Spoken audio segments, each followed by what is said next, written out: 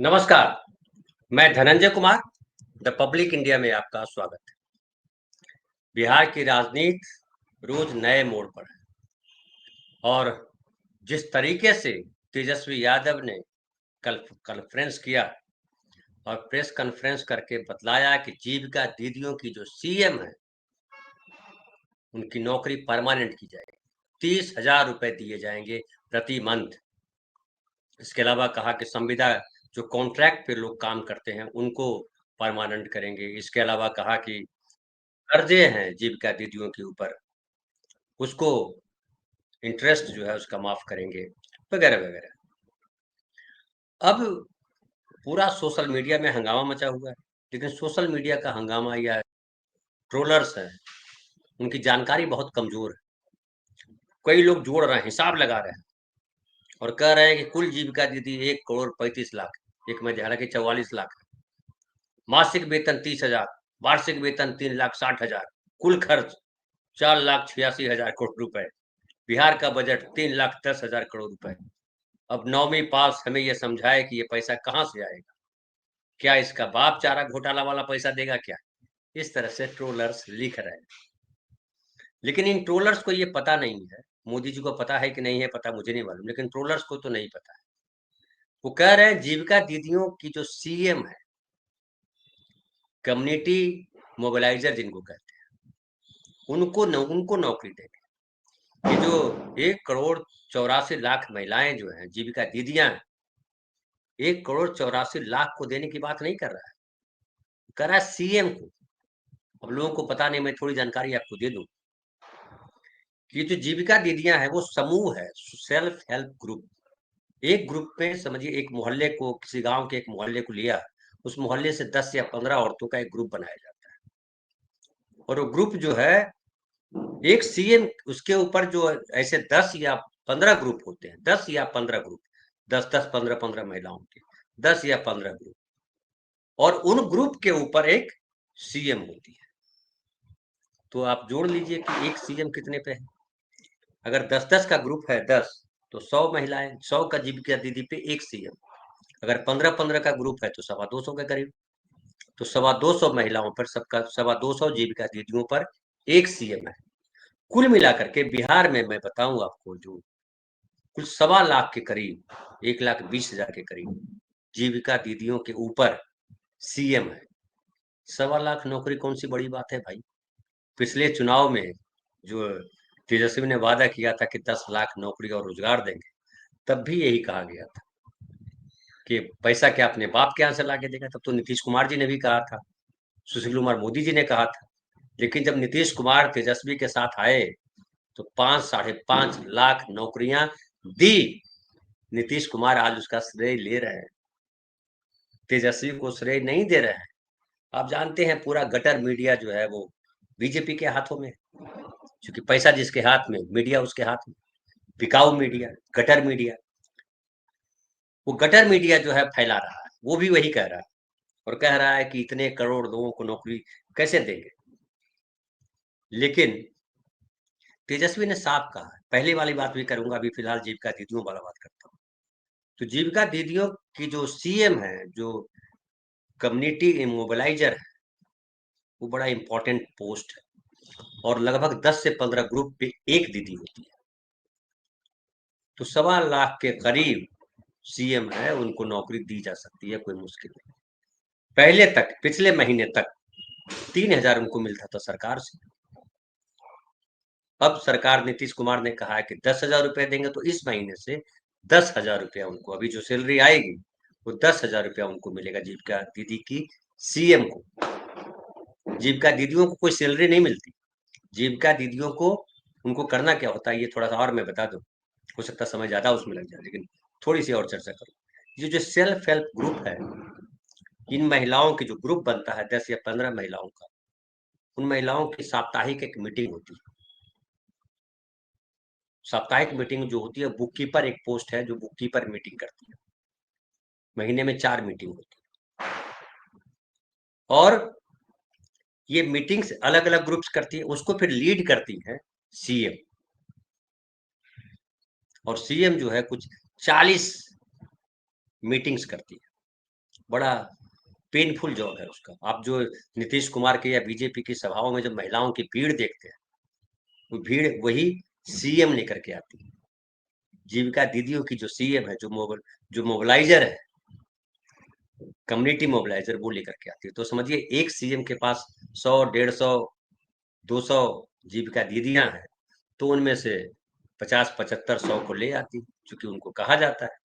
अब जीविका दीदियां जो है, उनका क्या है कि हर सप्ताह उनको अपनी बचत का मिनिमम 10 रुपया जमा करना पड़ता है ग्रुप को, और उसका एक अकाउंट खुलता है बैंक में, और उसमें वो जमा होता है। मिनिमम 10 रुपीज है, बाकी बचत जिनकी जितनी है वो जमा करें। उसमें 30,000 रुपया जो है सरकार सीड मनी के तौर पे उस ग्रुप के अकाउंट में जमा करती है। फिर 6 महीने के बाद जब ग्रुप 6 महीने पुराना हो जाता है, तो उसमें 3 लाख से 5 लाख रुपया बैंकों के द्वारा, जो नेशनलाइज बैंक है, उनके द्वारा लोन दिया जाता है। वो उसमें ऐड होता है। लोन का जो परसेंटेज होता है वो होता है 8% के करीब। और जब अब इसमें होता क्या है कि जो जीविका दीदियां है, मतलब जो सेल्फ हेल्प ग्रुप है, 10 या 15 लोगों का ग्रुप, जो बचत जमा कर रही है, उनको अगर विषम परिस्थिति में उनको पैसे चाहिए, चाहे वो कोई व्यवसाय शुरू करने के लिए पैसा चाहिए, चाहे घर में कोई बीमार पड़ गया उसके लिए पैसा चाहिए, घर बनाना है उसके लिए पैसा चाहिए, या बेटे को एडमिशन कराना है, किताबें लानी है, पति के लिए खाद लाना है, बीज लाना है, उसके लिए पैसे चाहिए, तो वो पैसे लोन लेती है जीविका दीदियां, और उसको इंस्टॉलमेंट में चुकाती है। उसमें कैप लगा हुआ है, 50,000 रुपए तक आप ले सकते हैं। कई बार कैप बढ़ा भी दिया जाता है, वो प्रोजेक्ट मैनेजर्स होते हैं, लेकिन 50,000 लोन तक का प्रोविजन है कि 50 लाख रुपए, 50,000 रुपया जमा करेंगे, लोन जीविका दीदियां ले सकती हैं। अब देखिए, 3 से 5 लाख रुपया, 30,000 सरकार देती है, तो समझिए 3,30,000 रुपया है, मान लिया कि मिनिमम हम पकड़ते हैं जो लोन है, और जो हर सप्ताह उनको जमा भी करना है कुछ राशि। अब किसी को समझिए लोन की जरूरत है, तो 50,000 लोन तत्काल मिल जाता है, 8% के इंटरेस्ट रेट पर। 8% मंथली नहीं, 8% पर एनम। और अगर वो लोन रिपेमेंट कर देती है, तो सरकार फिर 3% रेट इंटरेस्ट माफ करती है, और 3% रेंट का जो पैसा है, 3% इंटरेस्ट का जो पैसा है, वो वापस जीविका दीदियों को लौटा दिया जाता है। मतलब 5% के इंटरेस्ट पर उनको 50,000 तक के लोन मिलते हैं जीविका दीदियों को। जीविका दीदियां क्यों नीतीश कुमार के प्रति सहानुभूति रखती हैं, नीतीश कुमार की वोटर है, उसकी बड़ी वजह यहाँ है। अब सीएम जो थी, सीएम का काम बड़ा गहरा था, मीटिंग्स करना, और जो डेटा और फलाना, बहुत जगह उनका इस्तेमाल होता था, बहुत नॉमिनल उनको फीस दी जाती थी। अब जीविका दीदियां जो थी, पिछले महीने तक 3,000 रुपया उनको सरकार से मिलता था प्रति मंथ, जो सीएम है, और 3,000 के आसपास हर ग्रुप से 300-300 रुपया उनको मिला करता था, यानी 6,000 रुपया। लेकिन बताते हैं कि लोग की जो है 6,000 नहीं आता था, जो ग्रुप्स हैं कई बार उनसे पैसे नहीं मिल पाते थे, समझिए आधे पैसे नहीं मिलते थे, तो 1,500, तो 4,500 में जीविका दीदियों की जो सीएम है वो सेवा दे रही थी, कोई राशि नहीं थी। जबकि उसके जो पूरे चैनल है जीविका दीदियों का, जो आउटसोर्स किया हुआ है सरकार ने, ग्रामीण विकास विभाग के तहत ये आता है, ये सेक्शन, उसमें भारी जो है, किसी दिन हम चर्चा करेंगे आपके साथ, डिटेल उसका बताएंगे। भारी करप्शन उसके भीतर है, उसके भीतर भारी लाल फीताशाही है, भारी कॉर्पोरेटाइजेशन। और एक तरह से कहिए कि जीविका दीदियों का जो समूह है, इनकी वजह से वो शोषण की चक्की बन गया है। लेकिन वो अलग कथा है, उस पर हम फिर कभी जाएंगे। लेकिन इससे जीविका दीदियों का जो ग्रुप बनाया गया है, ये जो नेटवर्क खड़ा किया गया, उससे लोगों को लाभ मिला है, इससे इनकार नहीं किया जा सकता। खास करके महिलाएं एम्पावर हुई हैं, क्योंकि घर में वो आर्थिक हेल्प कर पाती है। लोगों ने कहा कि डिसाइसिव भी होती है, डिसीजन वो लेती है कि खाद लिया जाए, क्योंकि पैसा वो दे रही है, तो डिसीजन देती है कि हाँ अभी घर बनाया जाए, हाँ इतना घर बना लेते हैं, 50,000 रुपया हम यहाँ से ले आते हैं, एक रूम बना लेते हैं, दीवार खड़ी कर देते हैं, प्लास्टर कर लेते हैं, तो 50,000 उसको मिल जाता है। तो महिलाओं को एम्पावर होने का मौका मिला। नीतीश कुमार का बड़ा वोट बैंक है जीविका दीदी, 1,84 क्षमा करेंगे, 1,44 लाख, 50 लाख के करीब है, क्योंकि हर बार ग्रुप बनते ही रहते हैं। तो ये डायरेक्ट जो है लाभ ले रही है, डायरेक्ट सरकार से जुड़ी हुई है, डायरेक्ट सरकार का पूरा नेटवर्क वहां जा रहा है, क्योंकि सीएम का बड़ा भारी इस्तेमाल कर रही है। करती रही है सरकार, डेटा कलेक्शन में, तरह तरह के और चीजों में। अब जब तेजस्वी ने कहा कि हम जीविका दीदी के सीएम को परमानेंट नौकरी देंगे, 30,000 रुपए देंगे, तो ये 10,000 जो अभी मिल रहा है वो 30,000 होगा, 3 गुना हो जाएगा। तो ये जो 30,000 जो मिलेगा प्रति मंथ, 3 गुना बढ़ जाएगी और परमानेंट नौकरी हो जाएगी। सरकार के परमानेंट नौकरी का मतलब होता है टीए, डीए, पीएफ वगैरह वगैरह, कई सारी चीजें, पेंशन, ये सब भी चीजें आ जाती है। और वो अगर जुड़ता है तो ये बड़ा कमाल काम करेगा। अब समझिए, 1 लाख, 1.25 लाख जीविका दीदियां 1.25 करोड़ महिलाओं को मोबिलाइज करती है। और अगर ये कन्विंस हो जाती है कि तेजस्वी जो कह रहे हैं बड़ा फ्रूटफुल हमारे लिए है, तो सोचिए पूरा का पूरा चुनाव कैसे घूम जाएगा। और ये नीतीश कुमार के वोट बैंक पे सबसे बड़ा हमला है। हालांकि मुझे लग रहा है जैसा कि अब नीतीश कुमार भी कुछ इस पर बोलेंगे, कल परसों, जब भी हो, आज, क्योंकि ये जो वोट बैंक है इसमें छेद कर दिया है तेजस्वी ने। हालांकि मीडिया में जिस तरह से प्रचारित किया जा रहा है कि इतनी नौकरियां कहाँ देंगे, पहले भी ये तेजस्वी ने घोषणा की थी कि हम हर घर को सरकारी नौकरी देंगे। हर घर को मतलब ये साथ में कहा था कि हर घर को, उन घरों को नौकरी देंगे, उन घरों के परिवार में व्यक्ति को नौकरी देंगे जहां आज तक सरकारी नौकरी नहीं पहुंची। मतलब 1947 से 2025 तक जिस घर में सरकारी नौकरी में काम करने वाला कोई व्यक्ति नहीं है, उस घर के किसी एक मेंबर को जो योग्य होगा उसको उस योग्यता के अनुसार नौकरी दी जाएगी। इसका क्या बवेला मचाया गया, इतनी बड़ी आबादी है, 2.5 करोड़ हो गया, कैसे नौकरी देगा। अरे आप सुनते नहीं हो पूरी बात को, वो क्या कह रहा है, वो क्यों कह रहा है। क्या तेजस्वी बेवकूफ है? उसके साथ जितने सारे बैठे लोग हैं सब बेवकूफ है? उनको नहीं पता कि 2.5 करोड़ नौकरी कहाँ से देंगे?